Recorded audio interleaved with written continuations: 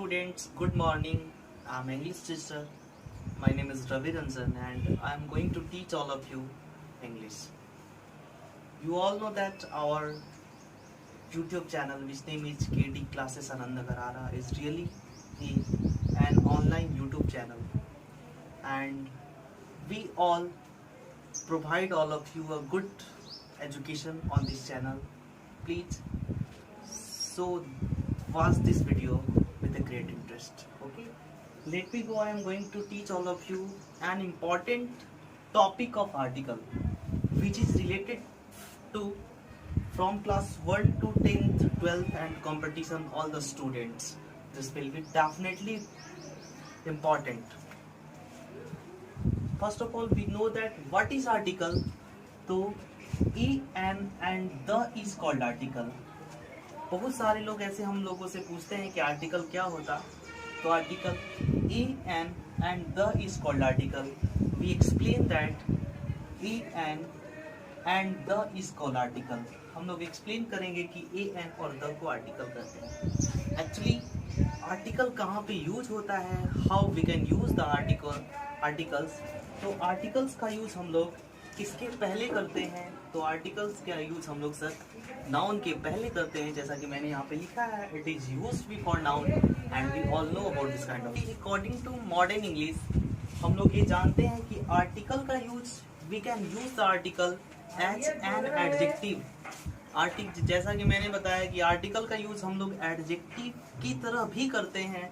जैसे कि मैंने बोला कि मेरे घर में एक बूढ़े व्यक्ति हैं, तो वहाँ पे हम लोग वन का यूज जहाँ पे करते हैं वहाँ पे हम लोग ए का यूज करते हैं या एन का यूज करते हैं सर. तो इसको हम लोग एडजेक्टिव बोलते हैं.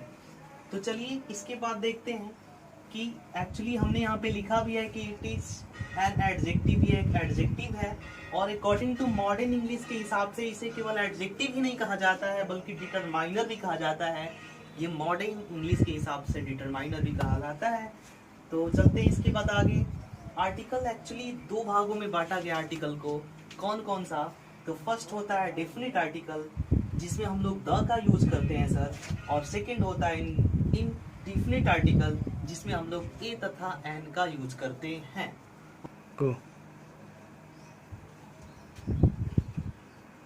जैसा कि हमने बोला कि डेफिनिट और इनडेफिनिट आर्टिकल दो होते हैं. डेफिनिट में हम लोग द का यूज करते हैं. We use the indefinite article and we use a and an in indefinite article. So let's start what is indefinite article and how we can use an indefinite article. तो सबसे पहले हम आपको ये बताते हैं कि definite a और an जो है वो indefinite article तो है, लेकिन दोनों का यूज एक ही सेंस के लिए किया जाता है. We can use both a and an in single situation and single. So let's start. A and an both are used instead of one. In the sense क्या कि A और N का यूज दोनों का यूज जो हम लोग करते हैं वो वन के स्थान पे ही करते हैं. और कैसे करते हैं तो एक एडजेक्टिव के रूप में करते हैं. आप इस चीज को आप लोग याद करें कि इसको कैसे करते हैं. तो एक एडजेक्टिव के रूप में करते हैं. जैसे कि मैंने बोला कि there is one old man की जगह हम लोग यूज करते हैं there is an old man. Okay guys.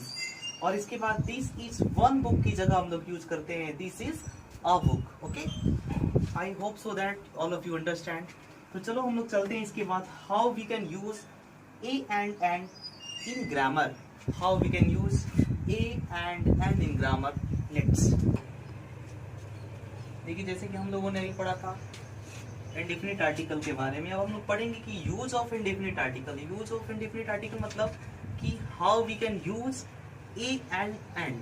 Okay, हम लोग ए और एन का यूज कहाँ पे करेंगे. सबसे पहले हम ये चीज जानेंगे.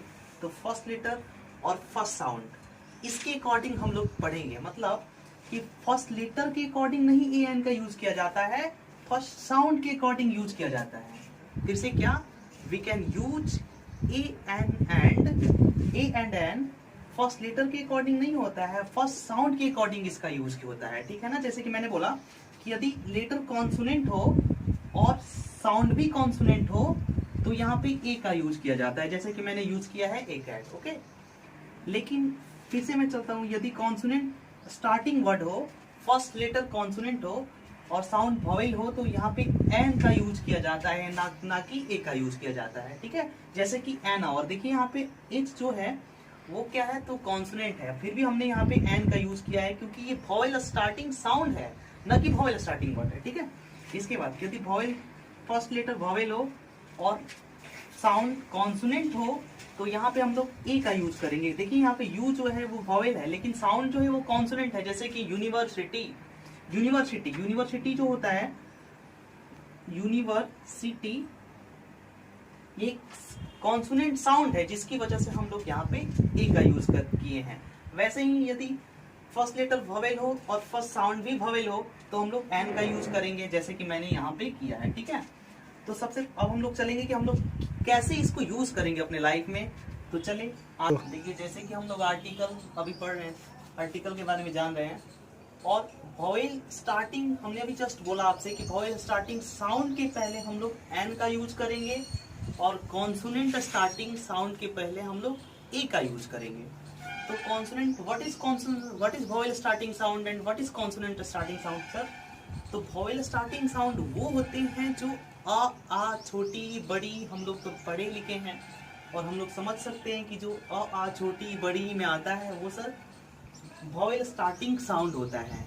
और जो का ख गा घ अंगा ये इसमें आता है उसको हम लोग कॉन्सोनेंट स्टार्टिंग साउंड करते हैं। इन द सेंस क्या कि मैंने यहाँ पे लिखा एन एम ए, तो सर जो एम है ना उसको जब हम हिंदी में लिखेंगे तो देखिए ए जो है ना इसको हम एम ए को लिखेंगे तो ए और म एम लिखते हैं, और ए किस में आता सर? तो वॉवेल स्टार्टिंग साउंड में आता, जिसकी वजह से मैंने यहाँ पे एन का यूज लगाया है। वैसे ही मैंने आवर में एच जो है उसको हिंदी में आवर लिखते हैं, आ में पाई आ, तो जिसकी वजह से हम लोग यहाँ पे एन का यूज लगाते हैं। वैसे ही यूनिवर्सिटी को देखिए, यूनिवर्सिटी तो देखने से जो है वो वॉवेल है वर्ड लेकिन कॉन्सोनेंट स्टार्टिंग वर्ड है, जिसकी वजह से इस यहाँ पे हम लोग ए लगाए हैं। वैसे ही हमने यहाँ पे एमएलए लिखा तो एमएलए के पहले भी हमने एन का यूज किया है क्योंकि एम को जब हम लिखते हैं तो वो एक वॉवेल साउंड से लिखाता है। ठीक है गाइस, हम लोग आगे की तरफ चलते हैं, कुछ और टिप्स हैं जो कि मैं आपको देना चाहता हूँ।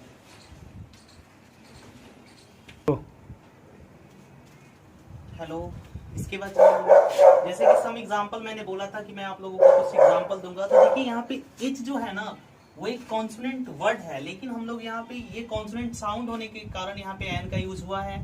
वैसे ही आवर यहाँ पे एन का यूज हुआ है, HTML यहाँ पे एन का यूज हुआ है, एक्सपास यहाँ पे एन का यूज हुआ है।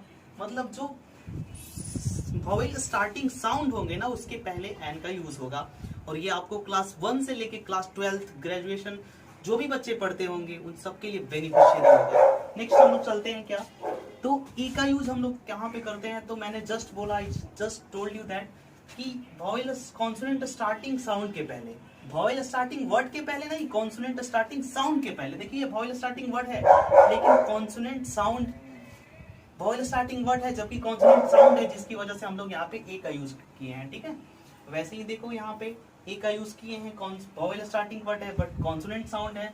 यहाँ पे वॉवेल स्टार्टिंग वर्ड है बट कॉन्सोनेंट साउंड है। वन आइड गर्ल्स मतलब एक आंख की लड़की, और यहाँ पे यूजफुल जो होता है वो भी सर ए यूजफुल होता है, ना कि एन यूजफुल होता है। और just yesterday someone told me that we cannot talk to English, बहुत सारे लोग हमसे बोले कि हम लोग इंग्लिश नहीं बोल पाते हैं। तो I suggest all of you that English is not a subject, not only a subject but also is a language, okay? So we must follow multiple rules to speak English, how to speak English, how to learn English. So I just suggest all of you guys 3 steps of speaking English. In the sense क्या कि first of all you use to read any type of English book, you use to remember vocabulary. यदि हमसे 10 word, 5 word, 3 word, 3 vocabulary, 4 vocabulary, 10 vocabulary याद होता है तो वही आप याद करें डेली, और आप ट्राई करें कि how you can express your thoughts to anyone. Okay guys, जैसे कि ये भी नहीं कर सकते हो आप, तो आप आपके घर में मिरर होगा, आईना होगा, आप आईने के सामने जाके अपने हाव भाव से बात करें, इंग्लिश बोले। जैसे कि आपको मान लो कुछ नहीं आता है लेकिन ये तो जरूर आता होगा कि switch on the fan, switch off the fan, in this sense switch off the television.